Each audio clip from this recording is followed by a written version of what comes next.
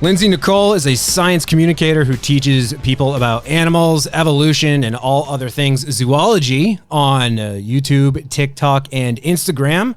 You can find her on YouTube at Lindsay Nikole. That's Lindsay with an A and Nikole with a K. She has almost 1 million subscribers with nearly 200 videos posted. Lindsay, welcome to Hardly Focused. Thank you so much for having me. I'm stoked to be here.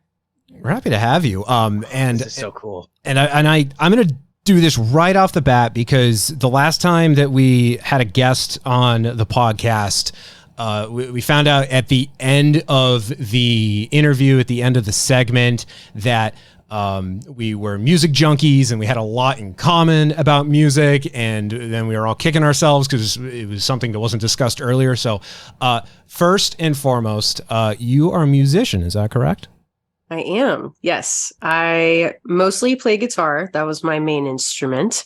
But I also play drums a bit, piano, bass, ukulele. I sing, I record. Nice. Nice. Yeah. Nice. So guitar is your primary. What are you rocking? I have a Fender Strat. It has some pretty cool Seymour Duncan humbuckers on it. Oh, nice. Yeah. It's my baby. I actually have it tattooed on my arm. Oh, Okay. nice. There we go. There we go. Yeah, I love it. Now, out of curiosity, the Seymour Duncans, did you get that from Tom DeLonge from Blink-182? No, I actually I didn't know what they were until I got them on the guitar. I went to this guy who just like messes around and kind of puts different things together on guitars, and he's the one who told me about them. And yeah, I absolutely love them. Nice. And then yeah. I see in your videos too, you have a bass guitar hanging up in the background. What do you got there? A Warwick bass. Yeah. Okay. So that was actually, I used to be in a band with my sister. She was the lead singer. And as a guitarist, I taught her how to play bass in a guitarist way so that we could have a bassist. And as time went on. Oh, yes. I love it. As time went on, we, got her upgraded to the Warwick, and she's shorter than I am. She's 5'2", and the bass is huge. And so she was just like rocking this massive bass on stage and singing, and she looked sick. So now that she doesn't really play it anymore, I took it and I mess around with it, and I think it looks great on YouTube as decoration. So I just keep it there. Nice. And then drums. Do you have a kit now, or I wish I could have a kit, but I live in an apartment complex, so I don't think that would go over very well. Okay. I figured as much because I know you're in California.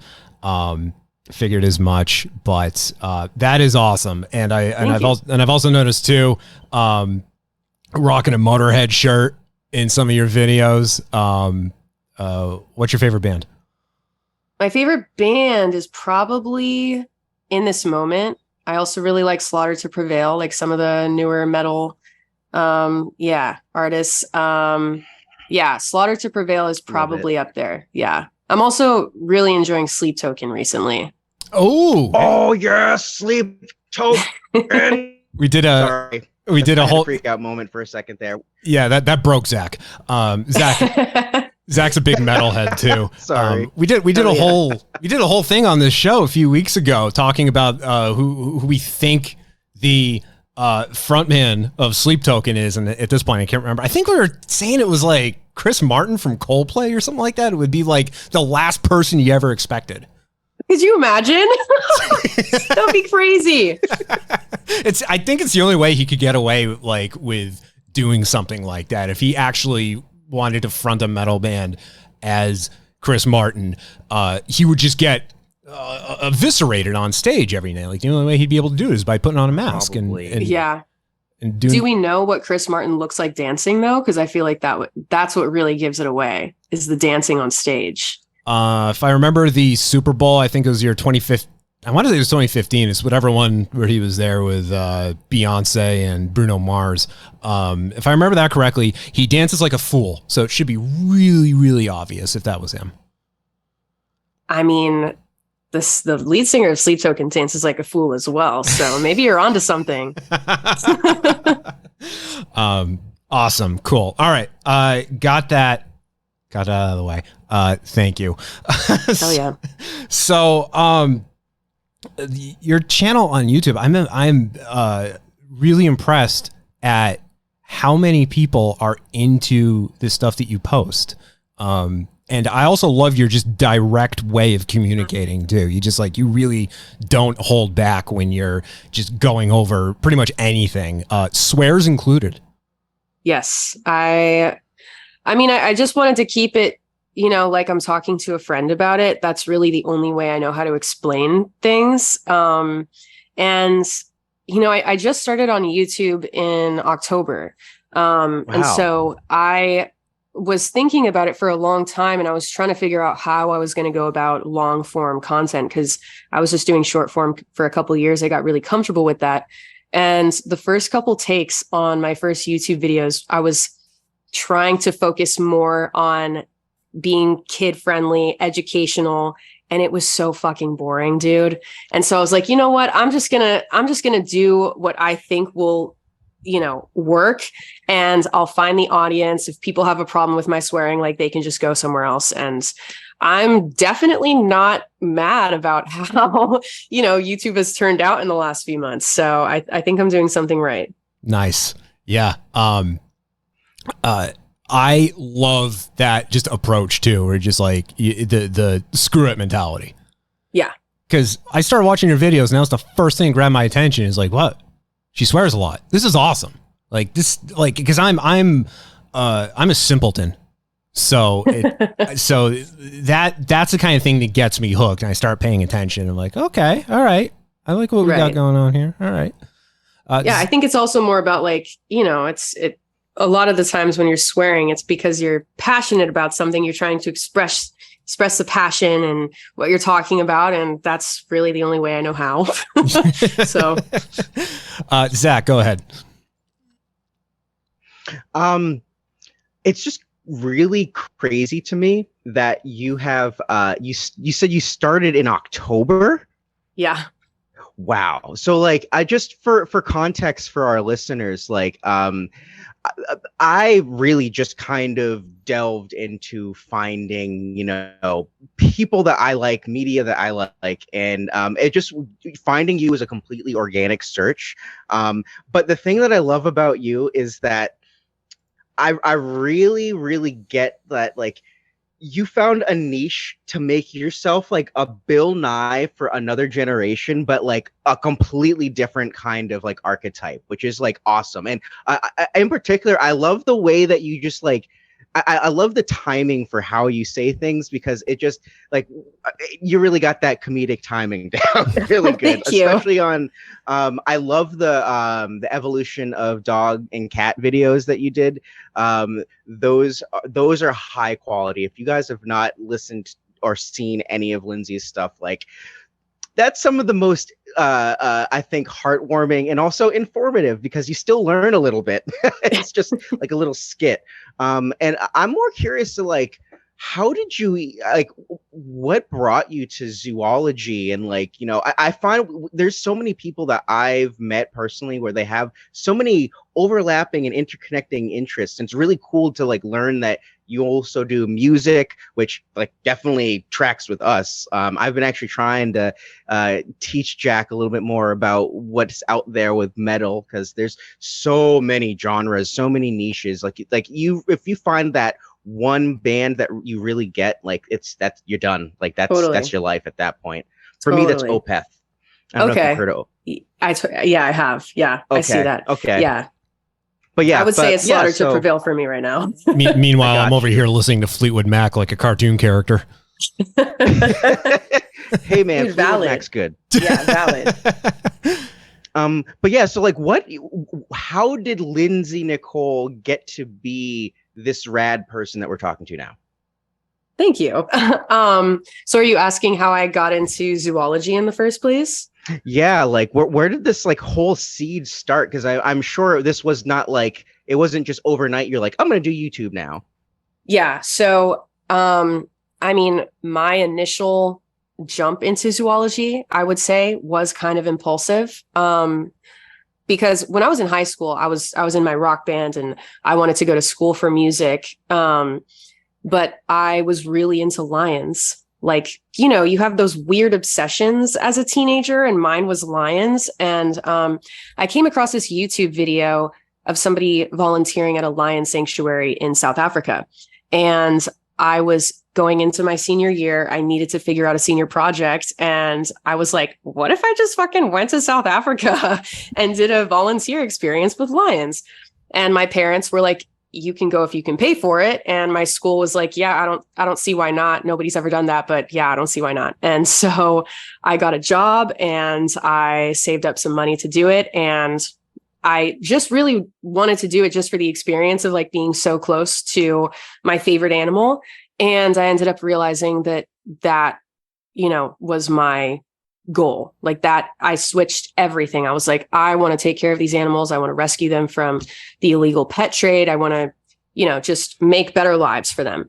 So I changed my whole life around. I ended up having to transfer out of my first college because I, you know, wasn't on track to do zoology once I did the senior project. Once I got to Oregon, which is Oregon State, which I did my major at, I got the opportunity to go back to Africa. I went to Namibia and worked with cheetahs. And I was just really all about the big cats. Like I just wanted to do stuff with big cats. But when I was there, I saw so many animals I had never heard of with my own eyes, like right in front of me for the first time. Big animals too, like different antelope species I had never heard of. I had never heard of jackals either, like these little small dog things. And I was like, I'm really limiting myself to just how fucking cool the world is. And I started really taking my invertebrate classes seriously and, you know, really diving into those and getting into evolution and paleontology. And I was like, holy fuck, dude, like the world is cool. And when I graduated, it was 2020. And so I was having a tough time finding a job. And my friend who I was quarantined with was like, why don't you, for the meantime, just talk about the cool stuff you learned in college on TikTok? Like just download the app. And I did. And it just snowballed into what it is now. Nice. And throughout creating content, I have become even more passionate about, you know, all these weird animals that nobody's heard of. And I really feel like I've solidified what I want to do. Like I thought I wanted to work with big cats. I thought I wanted to be a musician, but I've found a way to, you know, like combine the two passions of animals and creativity into this. And I absolutely love it. Let's go back to when you went out to South Africa. And did you find it was difficult to get into the country, or really just to navigate around? And because I know like going out there it's very difficult. And obviously there's parts of the continent that you don't want to be in. And I've heard that South Africa, I mean, it's just as dangerous, if I'm not mistaken. There are definitely parts of South Africa that are dangerous. Because I was 18, like fresh 18, my parents were like, my dad was like, I'm going with you. Like they realized that I was taking it seriously, and they were like, okay, like you're not going to South Africa like, by yourself. Oh, wow. You actually got the money to do this? Okay. All right. I guess we got it. I guess I'm going to South Africa. Exactly. And so luckily I had that extra layer of protection, as you know, with my dad, because as a 18-year-old girl, that definitely would have been a different situation. But the volunteer group that I was with, it was like this huge program, and then they send you to different, you know, sanctuaries. They sent me to one sanctuary. And so they had like a drop off pickup situation. But then once the program was done, we had the opportunity to go to Johannesburg, and we only stayed there for a night. And that was the city that they were like, you cannot be out past sunset here. And that was really, I had never experienced that before. And so that was really the only thing we ran into. Cape Town, we went to Cape Town and it was fine. But Johannesburg was the place to worry about. Out in like the rural area, there were like extremely racist people that you didn't find in the cities. And that was really off-putting. Like, you know, they were saying stuff I've never heard in the US. And so I would say it's a mixed bag there. It really just depends on like where you're at. I would have had a different experience if I went by myself. Oh, but, wow. You know. Yeah. When you were in South Africa, when you're out there, what was your favorite part of being there? Oh, that's so hard. Honestly, I think Cape Town, just the landscape of Cape Town was stunning. Have you guys ever seen pictures or been there or anything? I know I've seen pictures, but I can't recall anything. I've worked with some people who were based out of South Africa, so I've gotten some, you know, they just told me about like, you know, giving me a lay of the land because they were in that general area. And then there's also the film, I think it was is it District 9? It's the one about it's like the aliens cohabiting with humans in South Africa. Yes. Yeah. I remember that. Yeah. I mean, it's beautiful. Like the cliffs there, I don't remember what they're called, but they kind of just jut out in these like towers, and it's beautiful. And they have a population of penguins there too. South African penguins, which is really sick. You could just go onto the beach and see penguins. That's so cool. Yeah, I would love to go back there. I thought about going back for a master's because the University of Cape Town has some really cool opportunities for wildlife, masters in some sort of, programs for that. But for now, I'm just going to keep doing this. Maybe I'll do that in a couple of years. Yeah. See. Nice. Zach, I know you had a question just related to lions and how they kind of came into prominence thanks to Netflix a few years ago. Yeah, no, the moment you mentioned you were a big cat lover, of course, the first thing my chaotic brain thought of is like, okay, now I got to ask you, what was your reaction to the whole Joe Exotic thing? Hey, all you cool cats and kittens. So when I saw that came out and I saw what it was about, my heart dropped because I knew that I was going to have such horrific impacts on the illegal pet trade for big cats. And it did, unfortunately. I didn't watch it for a long time because of that. But the job that I got right after college, I was interning at a sanctuary in Minnesota that was indirectly connected to all of that because they rescue from, places that do all that bullshit. And so interning there, you kind of hear the behind the scenes, like, oh, like this person's getting arrested. We're going to have to, rescue all those like 60 cats and kind of distribute them out to the sanctuaries that will take care of them. And it's a whole, process of like, everybody knows who everyone is. Everyone knows who the bad guys are. Everyone knows who they're trying to like get shut down. And then on the other side, they all know who the rescuers are, like the, crazy cat people are that are trying to get these animals out of those situations. And so it becomes this really weird dynamic there. I want to say a couple of Joe Exotic's tigers ended up at the sanctuary after I left. Or they're like Ligers. They bred them, and all the heinous shit they do. But yeah. Not a fan. I figured that. Honestly, I was curious because like I feel like a lot of our listeners and just people in general who were just paying attention to that time frame, I hate the fact that it was kind of like one of those passing fad things, because when you really listen to it, you understand, oh, this is like a whole thing that like has a, like literally there could be another podcast that literally just delves into the history of the big cat trade in just like the world. And then you could have a whole entire podcast dedicated to just the America part of it, because, you just saying that becoming a thing, affecting negatively the actual living beings that are being traded now, because now they're like, oh no, we have some attention on us. We now have to do some things that to cut corners and make sure that we don't have attention until we ride this out. Because of course it was in the middle of lockdown, so everyone was looking at it. So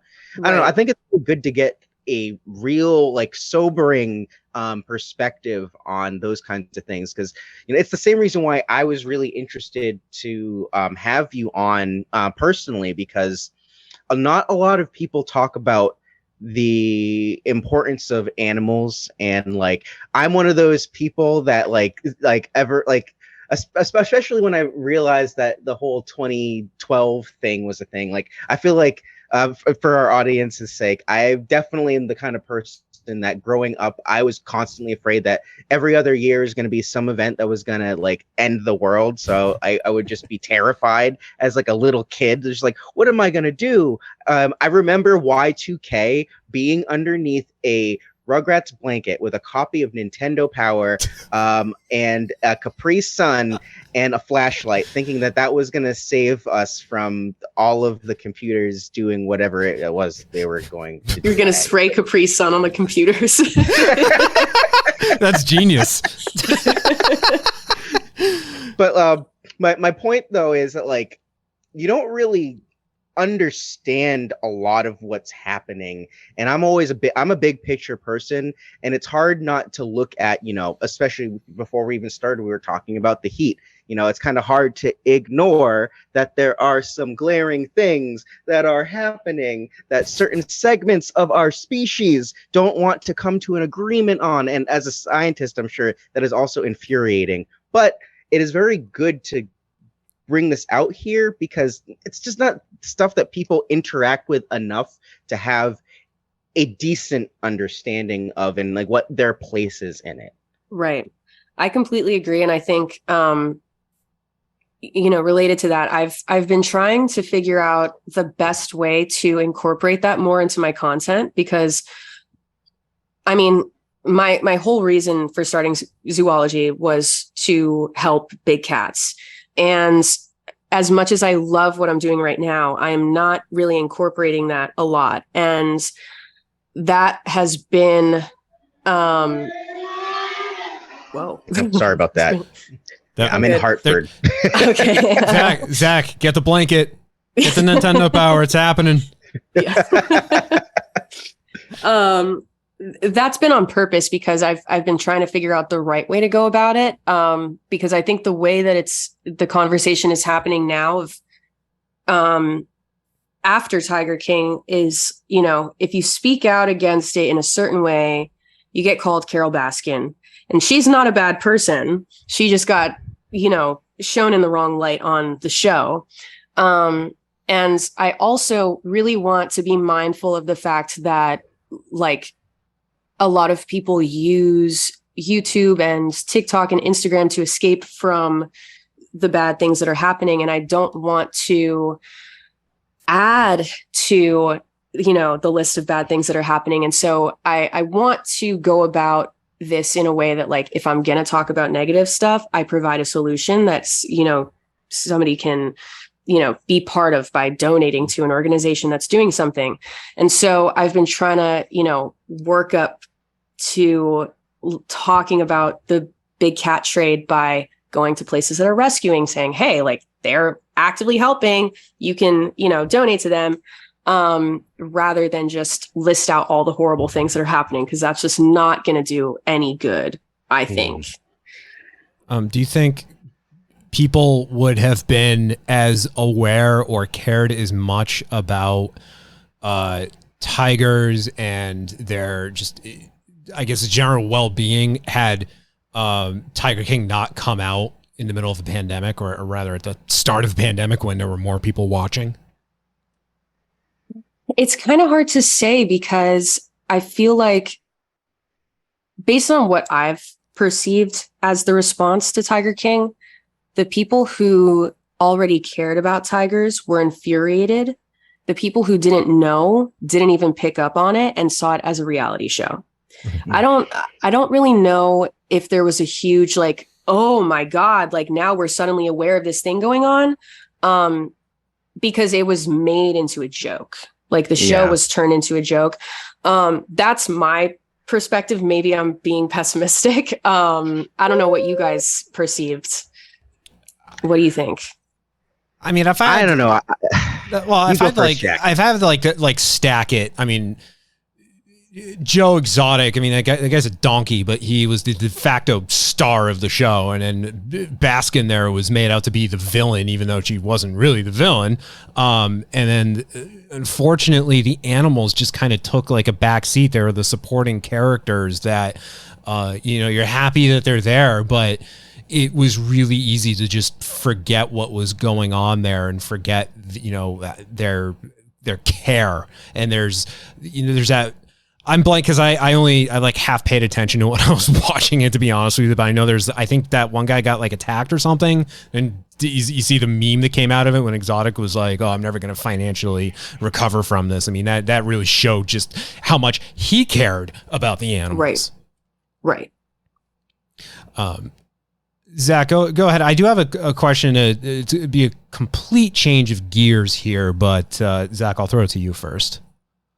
Yeah, this will be our final thoughts of the tangent, I guess. For me, I kind of I don't want to go on too long of a sociological rant, but I find the same thing that happened here is the same thing that we saw initially with how people are desensitized to how they respond to people on social media when it comes to reality television. The same thing that we kind of see that happens with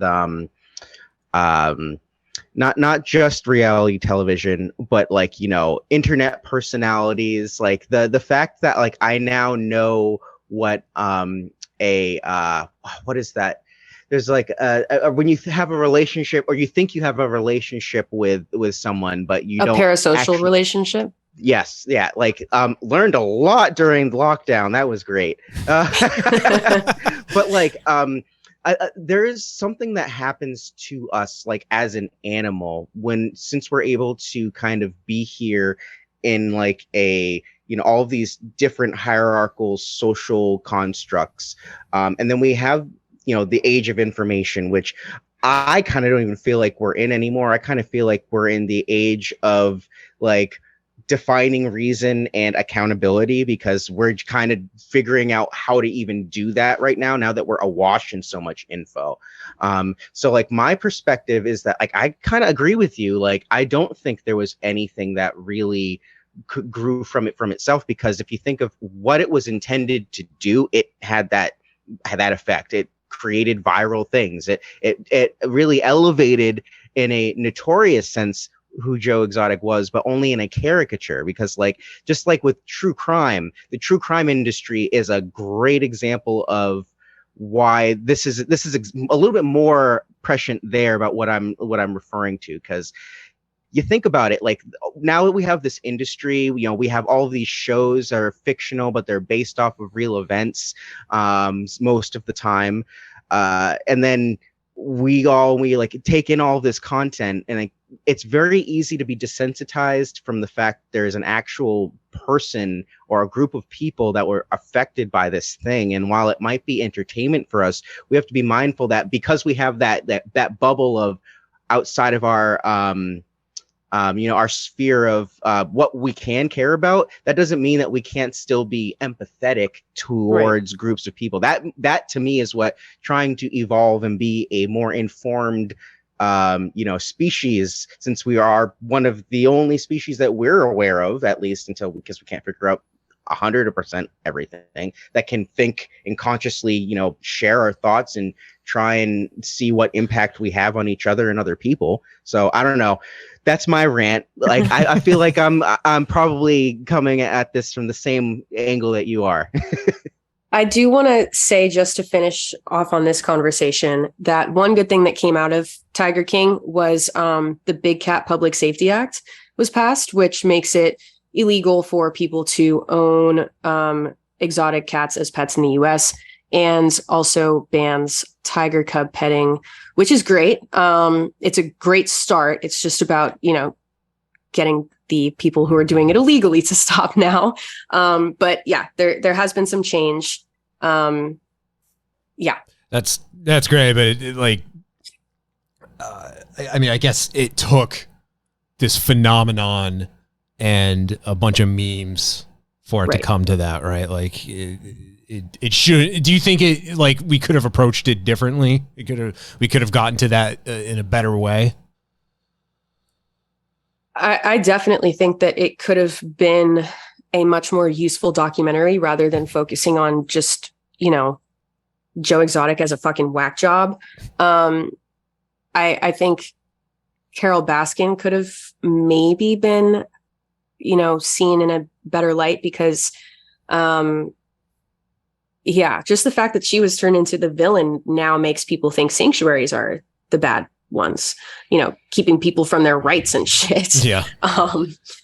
So I think it could have been done better, but you could say that about anything really, you know? So if it did produce some positive change, but there's also some negative, response to it as well. Yep.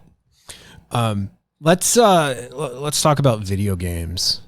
So you do your quiz videos on your YouTube channel. I do. Which, by the way, your YouTube channel is at Lindsay Nikole. And again, that's Lindsay with an A, and Nikole with a K. And I was watching the most recent quiz video that you did, and I was really excited because I got one question correct. Nice. And I was amazed, and I'm blanking on what the question was, but the answer is, I mean, the answer is always C, but the answer is the Sonic Hedgehog gene. Yes, the gene responsible for limb development. Yep. In snakes, yes. I think I learned about that in, I want to say it was either GamePro or Electronic Gaming Monthly, going back to video game magazines.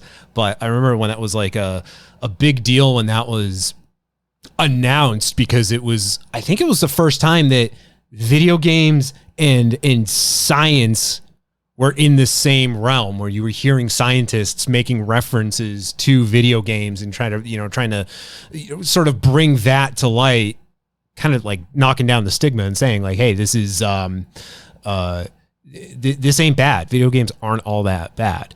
So I got really excited when I saw that come up in your quiz. Nice. So I do want to ask about the quiz videos themselves, but first, your favorite video game? Probably Apex Legends. Okay. Are you disappointed that we didn't get Titanfall 3 and that we instead got Apex Legends? Here's the thing. I'm not a huge video game person. I only started playing Apex because my friend in Chicago wanted something for us to do while we talked for 2 hours, and I ended up getting really into it. So PvP will do that. Yeah. Nice. That's really the extent of what I know about video games. I'm familiar with Call of Duty. I played Sly Cooper as a kid. Oh, good. Classic. Yeah. And that's pretty much it. Okay. I mean, you pulled out some really classic references in the multiple choice alongside Sonic Hedgehog, and I believe Sly Cooper was one of the selections. Yes. But the quiz videos, I don't think I've ever seen anyone do something like that before in the manner in which you do it. I mean, obviously there's going to be a lot of you'll see them in the it's like teachers, you see like college professors do it, but not in the way in which you present it. Was there something that inspired you to put those types of videos out? Was it to try to bring up interaction and engagement with your followers, or is it just a way of sort of recapping videos that you've put out up to that point? I initially did quizzes on my Instagram stories, and I got, phenomenal response from that. And so I wanted to figure out how to transfer that over to YouTube, but they don't really have quiz options in the community posts. And so I tried it as a YouTube video. I've only done 2 of them. And the first one I realized was actually really beneficial for me because it gave me some time, the following week to just kind of take a break from research, because the normal videos it's just such an enormous amount of research that having that quiz to just go back into my scripts and pull shit out and make into questions, like that's an easy video. And it also ends up, giving a lot of engagement. And so I really am kind of doing it as like okay, now I have a little like spring break. Now I have a little winter break type of thing. So I'm only doing it 4 times a year.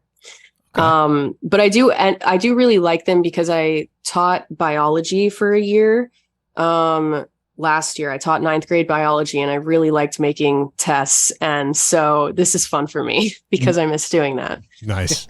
Did you, this is a serious question. Feel free to laugh at me. How often did you get confused for one of the students?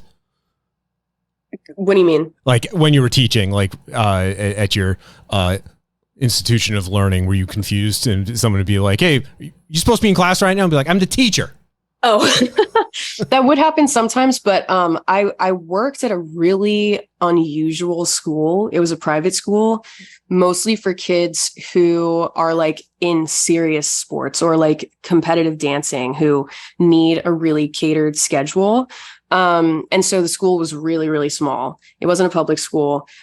So pretty much everyone knew everyone. But I would imagine that some of the parents coming in probably were confused, because I would go dressed like this, like, that's awesome. That's it. That's like the ideal teacher. Because then you can at least like, greetings fellow kids, but then you can at least relate to them to some degree, right? Like that's going to break through sort of the, I don't know. I feel like that would break through the mold of at least trying to get their attention and get them to want to at least be engaged to some degree when they know they're not just, obviously you got to be an authority figure to some degree, but they also see it like, hey, you're not a robot. You're a human. You have interests. Right. Yeah.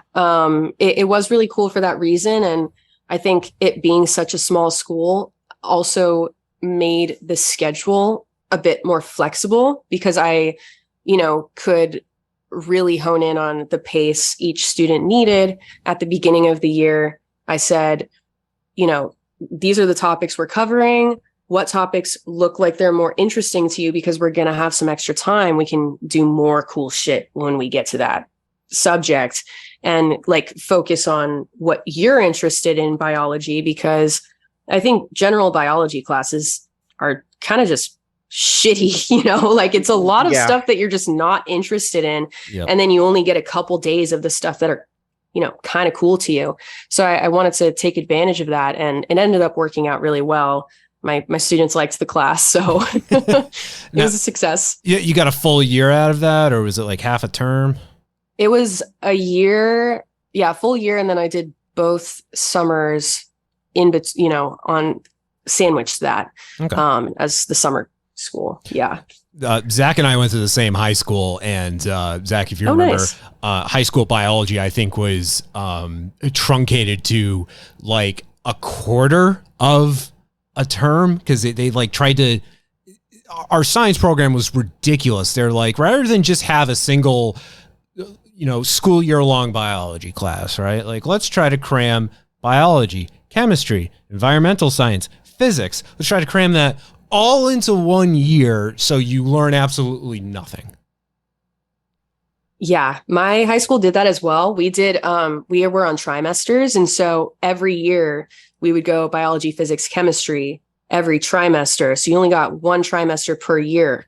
So I don't remember any science from high school. I only remember stuff from college. And it's just unfortunate, because that's when people are getting interested in things to decide what they want to do. Yep. And so you want to like keep that in mind. Like this class could end up impacting somebody's future completely. So how do I make it the most interesting that I can? If you went back to being a teacher, would you stay in the same age range? Would you go up to college? Would you go younger? I really liked 9th grade. Yeah. I would say it was easier because I did have some interactions with 12th grade students. They're kind of checked out because they're just ready to go to college. 9th grade, they're kind of like, bright-eyed, bushy-tailed. They're ready to learn. So I would probably want to stick with that. Okay, nice. Zach, go ahead. So yeah, like I was just trying to suppress a rant because I felt like our class specifically always got the bum end of the stick, where it was like, oh, let's try this out for these guys this time. Because like after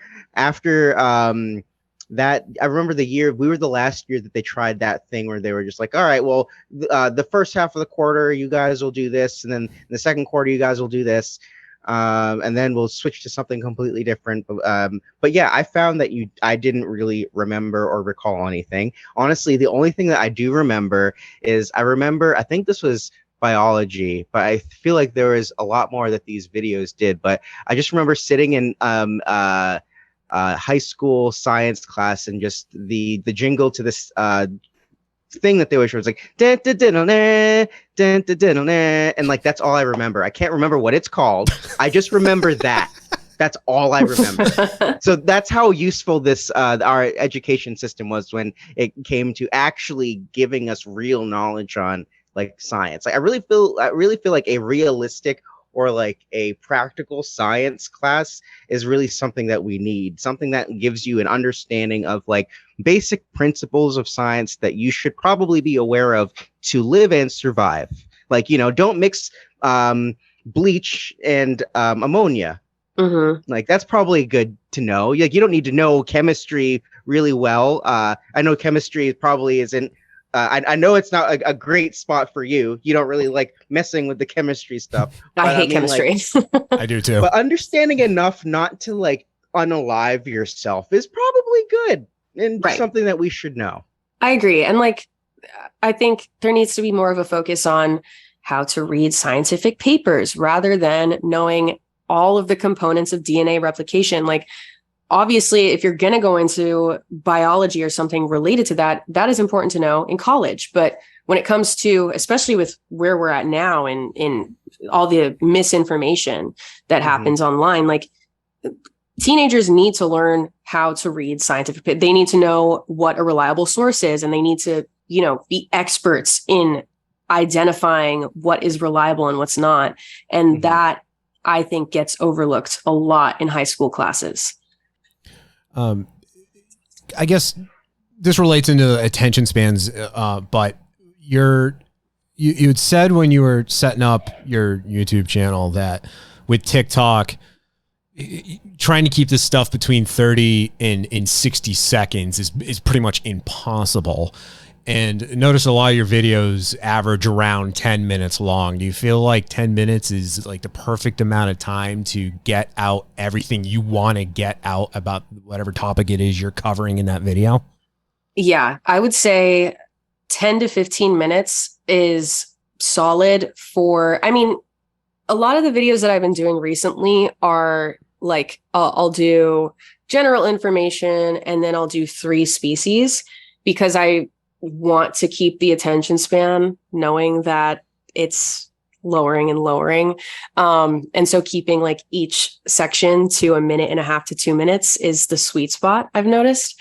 But for the longer topics, like the evolution of whales, like 10 minutes is perfect. And it was so difficult for me to figure out how to do that on TikTok. Like I would end up just talking super fast and like, skipping so much stuff, and I don't have to do that anymore. And it's so nice. And it's actually made making short videos super tedious for me. Like I just don't even want to do them anymore because I love making the long form content and just spending most of my time researching.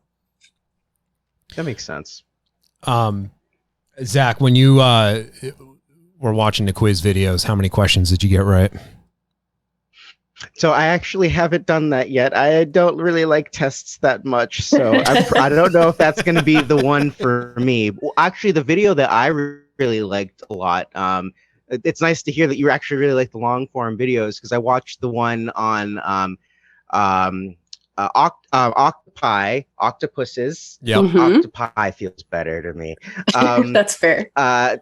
And just like the origins of that, and like I actually want to applaud you for how you approached the creationism and all like the origins of life kind of debate topics, because that is especially now is a weird puddle to step in, even though it really shouldn't, but it feels like every like decade it like goes backwards. So now it is kind of a weird topic to talk about. Yeah. But I really liked that. And in particular, I'm actually curious, like, have you ever gone in depth on like fruit flies? Because like I don't like them, and there are currently some in my apartment. And you know, with fruit flies, if you have two, suddenly you'll have a million. Yeah, I think I'm staring at one right now, actually. My lamp. It's like I can see in the lampshade, and it's. I'm gonna have to go evict it when we wrap up here. Yeah, I got a ton of fruit flies in my apartment because my cat likes to go on the patio. And so I just deal with the flies so she can enjoy her time. I have three. I see the same thing. I get it. I have not done a video on fruit flies. But the octopus video was really interesting because it was definitely the most challenging for me to structure. Because I had done like a 40 second video on that paper and all of the points. And that actually ended up being easier than, elaborating and everything, because then I needed to provide a lot more context. Like I didn't want to leave people needing to go and research what I just talked about because they didn't know. And getting into the origin of life stuff was most challenging, not because I was worried about creationist comments. I get those anyway. Like a lot of the times my videos will end up on the wrong side of TikTok and suddenly I have 10 million views from all creationists who are just slamming me in the comments. Like I'm used to that. I don't care about that. What I was worried about was knowing that I have a lot of people in the scientific community that watch my videos and getting the origin of life stuff wrong. Oh yeah, because that's a whole other debate. That one that will actually stretch into years. Yes. I love reading about origin of life hypotheses. It's probably what's most interesting to me, but I don't have the background to be able to make videos about it. I wouldn't feel comfortable doing that. So starting to kind of implement it into that one was so scary. And I genuinely was so nervous that like, oh my God, what if I got everything wrong? Even though I just researched this for a fucking month to make this video, but it ended up fine. And I've been recovering since that was my most recent video. And I could tell that one took a lot out of you. It was a nightmare, to be honest. I'm really glad I got it out, but I'm doing some more lighthearted topics for the next couple of videos. I'm in full support of the idea that we have alien octopi. Yeah, fully support. It's an interesting idea, and I think like scientists in general think that would be so fucking cool if it's true, because at this point we don't have evidence to say they are, but on the other hand, we don't have evidence to say they're not. So you can leave room for imagination in that aspect. And it would be really cool to discover that we are connected to different planets through our DNA. Like that would be so fucking cool. Yeah. But we just can't take it seriously for now, scientifically, which was the point of the video, because there were rumors, going around that I saw on TikTok, like scientists have concluded octopuses are aliens. And it's like, I do remember seeing that blip for like a week or two. It's really weird how the whole TikTok shorts thing, like how it kind of breathes into our perception. It's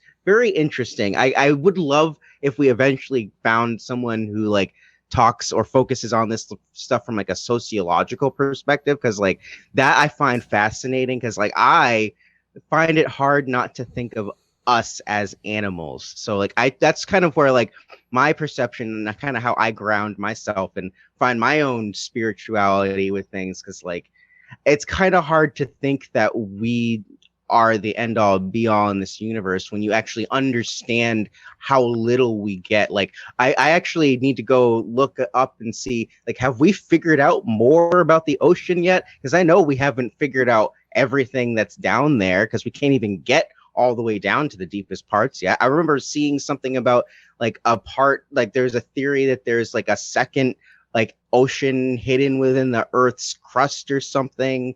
Like I find all that stuff fascinating, but you know, it's what's unfortunate is that a lot of the science stuff on TikTok is people who just want to go viral and will say anything from any BuzzFeed article that they see. Combating that was really hard when I was a smaller channel, because I would debunk people, I would stitch people and say, you're completely wrong. I don't really do that anymore. But, I would get their followers in my comment section like, you're a fucking bitch. You don't know what you're talking about. Like, I feel like you're doing it right, though. If you're getting that sort of discourse going on, you're doing something right. Yeah. And it's, it's just weird living in an era where, if you have more followers, that means you're more correct. And that's what TikTok was for me for a long time was, well, he has 5 million followers, so he knows what he's talking about. You only have 200,000. You don't know shit. It's like, it's unfortunate. What's the most frightening thing that you've researched? Oh, good question. The most frightening thing I've researched. That's a really hard one. I guess has anything like jumped out at you as frightening when you've been just going through things and researching like, topics for your channel? You can be like you can take liberty with this, like, if like maybe what's frightening to us or what we think would be frightening isn't what is actually frightening for you. So consider that too. Yeah. Like I'm thinking like we're talking about like aliens and octopus and or octopi aliens, and there's going to be people out there like who are going to be like Zach and are going to be hiding under blankets now when they think about that. I would probably say, there's definitely frightening aspects of this. I've done a couple of videos on slime molds, like this one species called the blob. That's what scientists have nicknamed it. It can remember, it can navigate things, it can, pass on information to other sections of a blob if they come and combine with each other. And it's incredibly intelligent, and it is so far removed from what we perceive as intelligent lineages. And I think this is more big picture through researching all of these new things that we're discovering about animals. Like there are some brittle stars, which are closely related to sea stars, that we figured out can see but do not have eyes. And we're trying to figure out how they can form images with cells all throughout their skin and figure out where they're going. That's new as well. And so I think what is fascinating but can also be extremely frightening is we have no fucking idea what is happening on this planet. And we're learning more every single day, and that's really cool. But we could also find out something that we could have never, ever imagined. Like if that's true about brittle stars and the fact that they can see, what do we not know about plants? What do we not know about, fungus? Like what can they do that we are completely unaware of because we don't have the capacity to even comprehend it? Yeah. That's what I would say. Right. Now, yeah, that's the existential fear that I'm talking about. We need to be talking about slime mold more.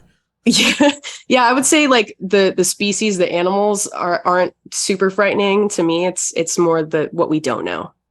Mm-hmm. That makes sense. Yeah. I remember growing up, I had no idea slime molds were a thing. And I remember just randomly one summer, there was a bright orange slime mold that just grew out of nowhere, and and then it killed him. Oh man.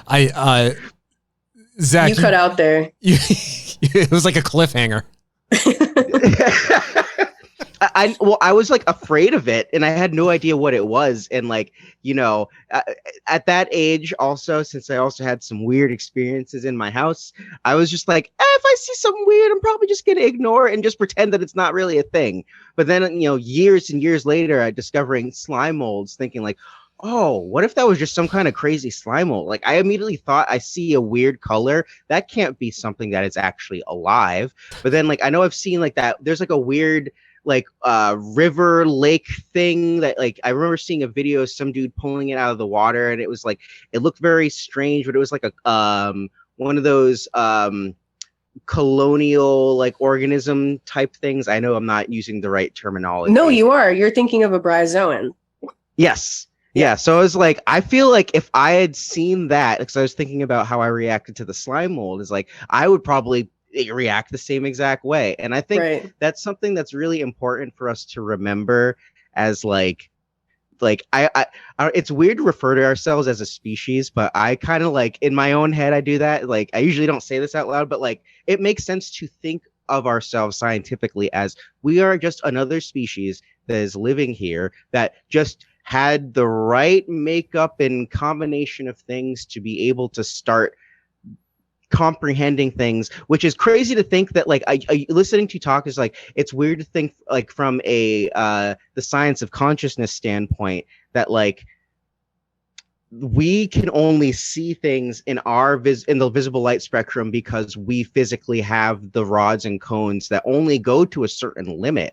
And that there's other creatures that exist now that can see past that. And it's weird to think, okay, the only thing that really is different is that, like, we can't really say that nothing else doesn't have its own state of consciousness. It's just like, but because we're built in the way that we are, our state of consciousness is going to be specific to that.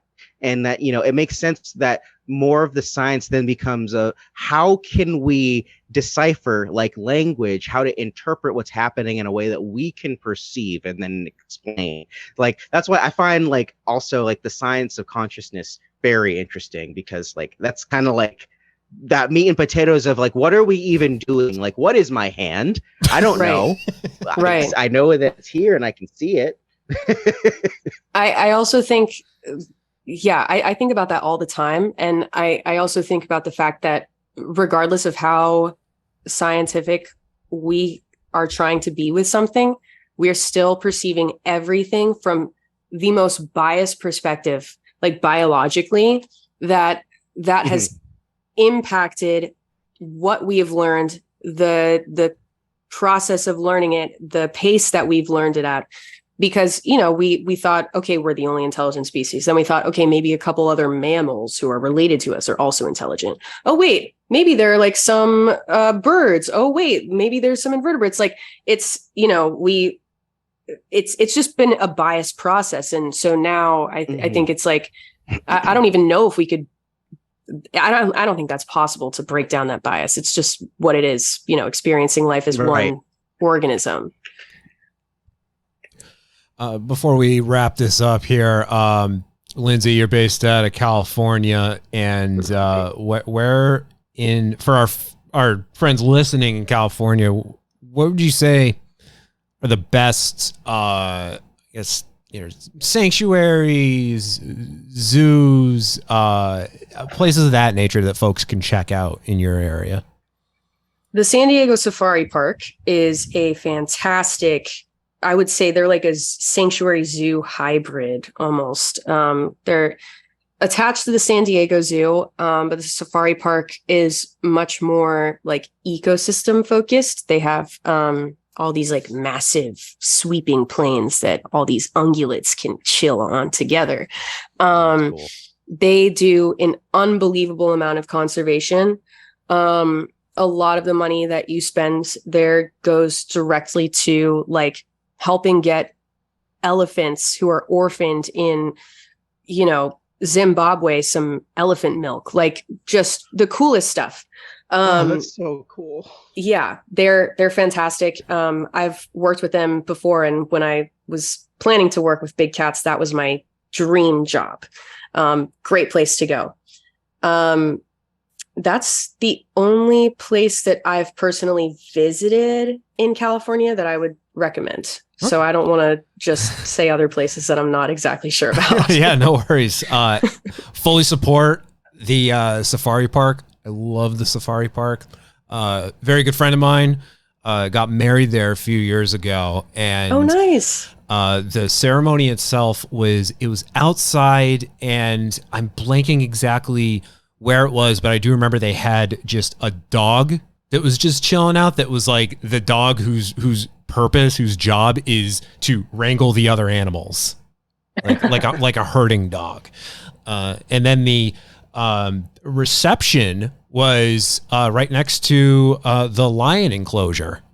So the whole time while we're eating dinner, there's just a lion just chilling out and probably hating everybody in there. Like, you're in my house, get out of here. Now, thankfully, there was some glass separating us, but yeah. Boy, was that fun. Not frightening in the least, but I love the safari park. Oh my God, I love the safari park so much. Yeah, it's fantastic. And for the uninitiated too, there's the San Diego Zoo, which is downtown at Balboa Park, and then the safari park is it Escondido? Yes, Escondido. Which is like, I think it's like an hour outside of the city. Less than that, I would say like 30 to 40 minutes. Yeah. Okay. And as I learned, it's not Encinitas, because I drove to Encinitas looking around and I'm like, this is the beach. I get how you mix that up, though. It sounds Escondido, Encinitas, same amount of syllables. Zach, any both sound delicious. Yeah. Any final thoughts before we get out of here? I mean, just that, like, this is why I find and why it's so important. And I'm glad that there are content creators like you out there, because most of the time our public education system has failed us, and we don't even want to start on the whole rant of like the politics of what's happening with education and has happened with education. But I honestly really just am just glad that we got an opportunity to talk to you, and also give you an opportunity to just kind of be real with just like what you actually think, because it's not like it's any different from what you put out there. But I just think this is a really cool thing for, your audience, also the people that just like watching your stuff, me included, to just be able to know a little bit more about the person behind it. Because I don't know, to me that's the really cool part of, and that's the I think the human part of really trying to feel like what's going on when you're talking to somebody. Yeah, I really liked being on this podcast, you guys. The conversations were fantastic, and I loved being able to just kind of deep dive into things. Yeah, this was great. Thank you so much for having me. Yeah, of course. We appreciate having you here. Her name's Lindsay Nikole. You can find her on YouTube at Lindsay Nikole. Again, that's Lindsay with an A, Nikole with a K. You're on TikTok and Instagram too. Where can we find you on both of those? Same handle on TikTok and on Instagram. Lindsay Nikole was taken, so I put an underscore in between Lindsay and Nikole. Okay. Are we going to find you on Threads very soon? I just made one right before I got on with you guys, so I guess so. Nice. It kind of feels like I have to. All right. I'll repost some articles and stuff. Awesome. All right, Lindsay, thank you so much for joining us. Really appreciate it. Thank you for having me. This was great.